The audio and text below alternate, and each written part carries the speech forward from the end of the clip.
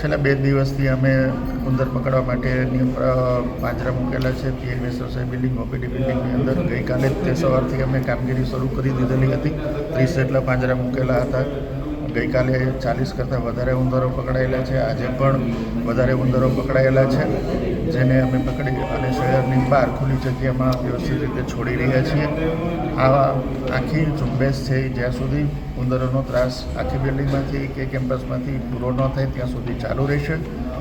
એ ઉપરાંત અમે ભવિષ્યમાં પણ આવું કોઈ ત્રાસ થાય જ નહીં એના માટે પેસ્ટિસાઇડ જે કંટ્રોલ એજન્સી છે એને કોન્ટ્રાક્ટ આપેલો છે. એ વહેલામાં વહેલી તકે એ પોતાની કામ શરૂ કરી દેશે.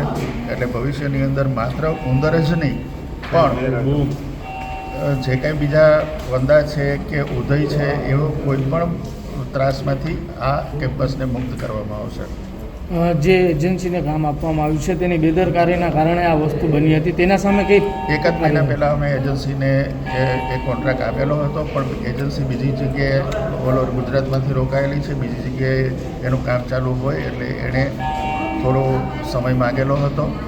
1 તારીખ પહેલાં એને કીધું, પણ અમે એમને તાકીદ કરેલી છે કે 1 તારીખ નહીં પણ વહેલામાં વહેલી તકે એ અહીંયા કામ શરૂ કરી દે.